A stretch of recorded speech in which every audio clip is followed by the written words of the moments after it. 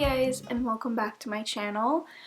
I have been away from this channel for a few months, so bear with me as I get back into filming. I was gonna make a whole separate video on where I've been, but I really don't want to waste time with making a video like that when I can just jump right back into videos. So before we get into this video, I just want to say a quick couple of things. First off, I am back to posting videos on this channel. Since I've been away, I got married. My wedding was towards the middle of October, and then in the end of October I went on my honeymoon, and then in November I got a new job, and then came Thanksgiving and a lot of holiday time, spending time with family and stuff like that, and then we rolled right into December. Again, more holidays, more craziness. I just wasn't in kind of the right headspace to film videos, and my garden is pretty much non-existent because it is winter. So that is where I've been. Since I've been gone though, this channel has reached and surpassed 500 subscribers, so I just want to say a big thank you to all of those who have subscribed and left wonderful comments on all my videos, so thank you so much for that. And I'm just excited for this new year to see where this channel can go. It's still on the goal to monetize this channel. It's kind of a quick introduction where I've been, thank you. So let's get into this video. Today's video is going to be a little bit of a garden update. I kind of want to show you what's going on out there, what everything looks like. A lot of it is dead. I'm going to take you out there. I want to clip some things back. I should have done this sooner, but I wanted to include it in the video. So without further ado, let us just head outside and I can show you what the garden looks like. So this is kind of what the whole garden looks like. Everything is really dried out. You can tell there's a lot of holes in everything where the squirrels have kind of gotten into and have been digging around. And for the most part, I'm probably not going to utilize a lot of these pots next year. Whatever comes back, I will welcome. So this is kind of this corner. This was mostly chamomile, and my rosemary I could never get to grow. This is kind of the extent of my rosemary right here. Don't know why I couldn't really get anything to grow. For some reason, this one chamomile right here is still green. So I'm going to come in with some clippers and just kind of clip all of this back. I'm going to throw it all in the compost so that everything can kind of like come back for spring.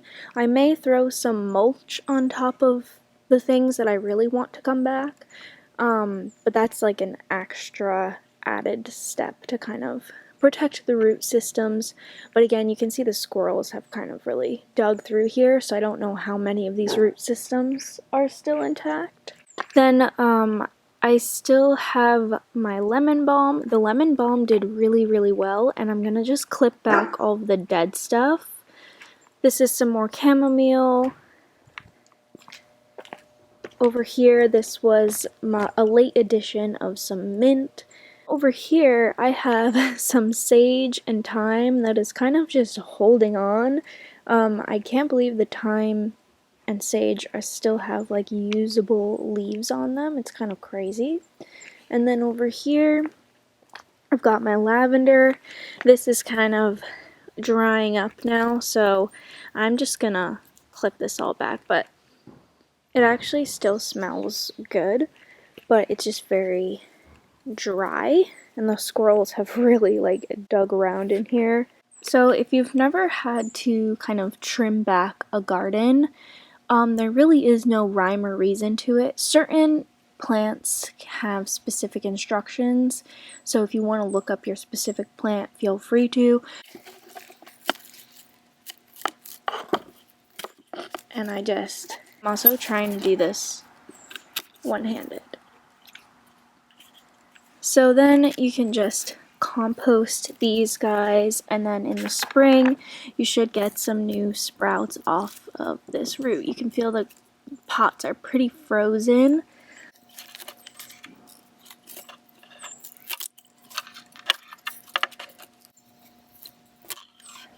and just cleaning everything up, trimming it all up, hoping that some of it survives over winter and comes back. So I'm going to continue clipping everything back.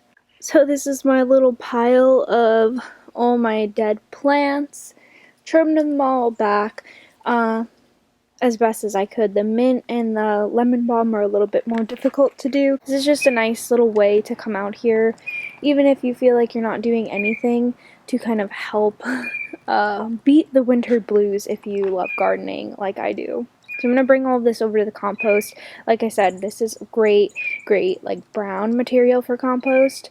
Browns are always good to get in there too. I have a whole video on composting if you're new to it, but it's a really great way to utilize garden scraps, food scraps, all that kind of stuff. As you can see, the garden is doing pretty good. It's pretty typical of what a garden would look like in winter, aside from a few stragglers that have just been hanging on throughout the winter. But aside from giving you a garden update, I really wanted to kind of talk about everything I learned this past year through gardening and my plans for next year. So this year was a huge just season of learning for me. I really wasn't expecting like huge harvests. I didn't have hardly any experience growing most of the things that I grew this year, and I learned a lot on how to grow them next year.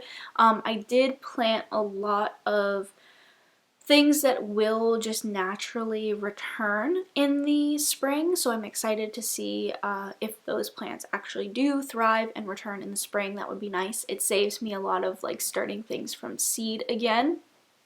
So this year I'm really hoping to focus mainly on growing some vegetables. I previously made a video kind of clearing out a side lot of land in our backyard. It was kind of really overgrown with weeds. I have a video all on that if you'd like to see that, and that is where I'm going to be putting the garden come spring. I'm going to have a lot of vegetables growing in that area, and I'm going to be building a couple of raised beds, but like on a super budget, and I will do a video on that come springtime. And I'm going to be, like I said, doing a lot of vegetables, mainly produce items that I find that we eat a lot throughout the season. I have a lot of seeds left over from previous years that I purchased that I'm going to be using this year. I really want to try and not buy any new seeds because I have quite a stash. So I'm going to be doing a separate video on like the exact things that I'll be growing this spring. So look out for that video probably in February. Other than those couple of things, I really want to try my hand at canning this upcoming year.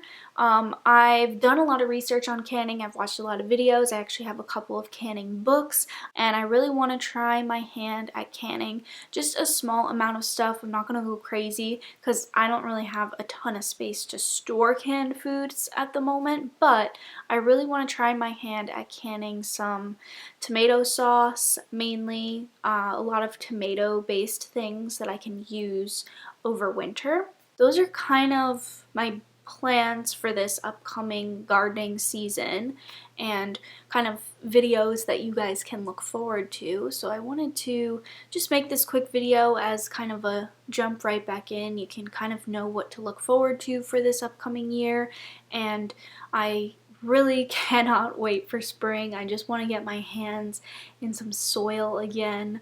Like, winter is so rough for me. I just don't know what to do with myself in the winter. So I hope you guys enjoyed this video. Let me know if you're just itching to also get back into gardening. So that's going to be it for today's video. I hope you guys enjoyed. If you did, make sure to give it a thumbs up. And if you haven't already, be sure to hit that subscribe button and turn on the post notifications. And with that, I will see you guys in my next video. Bye!